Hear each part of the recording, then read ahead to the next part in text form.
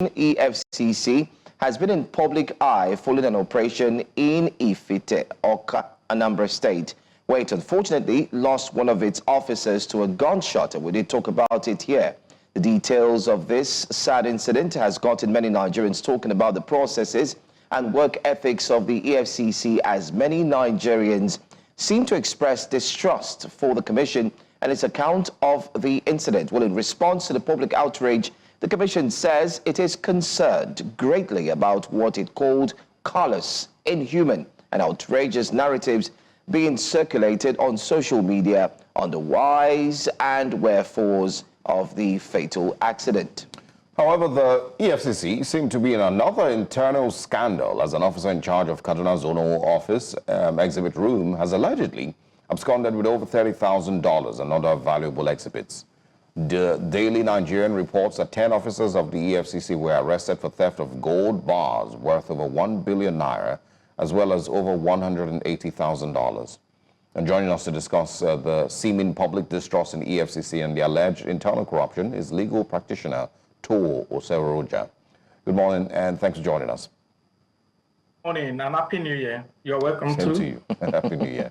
It's late January, but yes, Happy New Year. Yeah, this is the this is the first time in this year. That's true. We have wow. That means January is fast, right? Do we agree? It'll be pretty No, fast. to some it's fast. Like to me, it's fast, but to some, January is like 60 days in a year, in a month. So, why that's why I'm not surprised when they said it's a far January, and I'm saying Happy New Year. Yeah. So I mean, if it's the timing for January is it's relative, you know, depending on if you are the employer or the employee. If you are paying salaries or you are receiving salaries. As an employee, it's 60 days. Yes. It's 60 days that As an employer, it's 2 weeks. But as an employer, it's like 21 days. Anyway, let's get into the conversation. I want to first of all start with let's start with Awka. You know, the controversy surrounding the incident in Awka on the 17th, I believe, of January. Many Nigerians reacted to it. The FCC, of course, put out its own statement about 48 hours later, you know, and of course have, shared their disappointment with the way that Nigerians reacted to the death of their officer. But if you follow the story, what are your views as to what exactly occurred on that day and how the EFCC has handled it so far? Well, let me first of all start by when an institution is operated with when their mode of operation is uncertain, obviously the people they tend to protect becomes the enemy of that institution. If you look at it, you discover that sometimes last year the Commission issued a memo, or should I say a communique, that tend to stop their officers for carrying out such mode and manner of operation, which I think maybe for a reason best known to the chairman there or the head of the commission, that they've not acquired the requisite training, or the manner in which they carry out such an operation is not too professional. But that is that. Then two, it's also sad that in the course of line of duty, the commission also lost an individual. Not only an individual, that person happens to be a member of a family and happens to be a breadwinner and happens to be someone's father or son and all those stuff. So these are things put together. But if you look at it carefully, and I was a bit concerned when I now read the statement coming from EFCC, that you will now see the lacuna coming from their mood and ways of operation. If you look at the statement carefully, you discover that some of the allegations or some of the reason for the raid, it goes beyond internet fraud, and it also goes beyond the jurisdiction of the EFCC. Because if you say people are alleged to be ritual, people are alleged to be terrorists and all those stuff, there should be a means of intelligence sharing with sister agency. There should be a means of intelligence sharing with sister agency. When there are issues of kidnapping involved, you should know that such raid comes with damages that may either affect the officers or affect the people they intend to enforce that arrest. So the truth of the matter is, one, to what extent or to what are the modus operandi EFCC put in place in carrying out that raid? What is the extent of their intelligence gathering? Could that raid be avoided in one way or the other if things are done differently? Could that raid be avoided if intelligence sharing was done between sister agencies? We have tactical team in the Nigerian police. The DSS are good in such kind of operations. Even with, because I know if they say they gathered intelligence, the intelligence should have told them that the person or the people they are targeting are armed. So these are so many things we need to look at. And it's a lesson for both, though it's a bitter lesson for both the commission and also a lesson for Nigeria as a whole when they react to issues of that nature. Remember, we are in a delicate state in the country whereby kidnappings are rampant, killings are rampant. So anybody now who want to take extra measure to protect his or herself. So these are so many things, and this is not the first time that such modus operandi of the EFCC has been complained about. This is not the first time. We've seen video clips, we've seen so many things, and I think the EFCC needs to look at their mode of operation. They ought to be one of the most smart, color, intelligent agency. That is something they should look at. They ought not to be involved in issue of violence or conflict that would have resulted to that level. We have forces who are trained in that manner. They ought to be more intelligent and more smart when it comes to issue of this nature. All right, let's look at the aspect of public trust.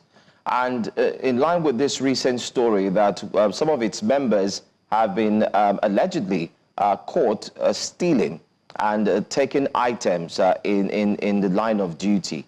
Do you think that there would be any form of trust anymore that would come from some aspects, especially when they are told to carry out it? I mean, you also know that you're aware that they've asked for investigations, and they've also called in some top Nigerians to report to their offices because they were said to have laundered money. They were said to have, taken some monies that did not belong to them but belonged to their companies. How can we juxtapose these two? An anti-graft agency fighting, cases of money laundering and so on, while its own members are on the other side doing the same thing. How can this build public trust? And tell us, what does this really look like in the eyes of the law? Let me first of all reiterate, and let me first of all state this clearly. I want to ask Nigeria, how has been the history of past EFCC chairman? What is the history? How are they removed? What some of them they were okay. The immediate past EFCC chairman, you could see the scandal surrounding the EFCC chairman. But you could also see that if not for the current administration, let's look at it this way. It was the EFCC that came out and said, well, our officers have done this. So that means there is a kind of recleaning of the system. And that alone should earn the trust of Nigeria. And let's also look at it from this perspective that has it ever been recorded, apart from the EFCC chairman that are removed in one allegation or the other? It has never been recorded that their officers have been arrested, some of them have been sacked, some of them are undergoing trial. In every society and in every institution, we always have the bad eggs out of it. But the most important thing is just that we should outweigh the benefit of the EFCC above what it is now. How many are their staff? How many? I think they should have more than 1,000 staff. And if we are saying that out of 1,000, we're able to, or they've been able to purge maybe, let's say, even 100 or less than 100, it's a kudos that the remaining 900 and something staff, they can serve Nigeria with dignity and integrity. And we should also be aware that in the course of it, we have seen EFCC officers or law enforcement officers that have rejected or they are refused to compromise. So we should look at it from this perspective. This should not be a news, because if heads have been alleged to have been involved in corrupt practice of an institution that ought to fight corruption, so the followers who at this point in time are in the spotlight should not in any way deviate Nigerians from trusting the EFCC. We have the good eggs, we have the bad eggs, and in every society, and even in the most righteous religious gathering. So the most important thing is that how are they purging themselves of these people or of this process of dirty eggs. So that is the most important thing, and I think Nigerians should encourage them in doing that. And you should also know that people will capitalize on this to see that, okay, they bring down the reputation and the effort made by the EFCC to fight corruption in Nigeria. Yeah. I mean, just for clarity, the EFCC itself, I had to look through their, Twitter page. They themselves didn't post anything concerning this officer that, allegedly stole $30,000, any of all the other corruption claims. It's Nigerian newspapers, I think The Guardian, The Daily Nigerian, and other newspapers that shared that story. So they haven't, even been able to share it, with the public. That they are claiming. I think. Maybe you're talking about the previous one. The previous one. In that regard, they didn't deny it. They didn't deny it, and we should also be aware that let's look at it in the history. Just like I told you, the chairman of the EFCC, including the pioneer chairman, you could see how he was removed. You could see the after Waziri. You named them in one way or the other. They were removed unceremoniously. I think it's one of the commissions is his formation that the chairman has never, or the head of the commission has never been happily retired, or a tenure has elapsed for the purpose of what you serve with dignity and integrity. Yeah. But the most important thing is just that for the newspaper to have brought such an information, somebody from the commission would have linked such an information. And for the fact of the formation of the commission, they've not been such reports. So kudos should be given to them on that. Yeah. If you were to speak with the EFCC this morning, what are the key questions that you would ask concerning the Anambra incident? I know you've highlighted the banning of nighttime raids. But, I also have, and not just me, a lot of people also have problems with the standard operating procedure generally with which the EFCC carries out its, activities. The press release that they put out, yesterday, I believe, saying that they had arrested 37 people, from in the same raid, and that they have been, they arrested and that they will be charged to court after investigation.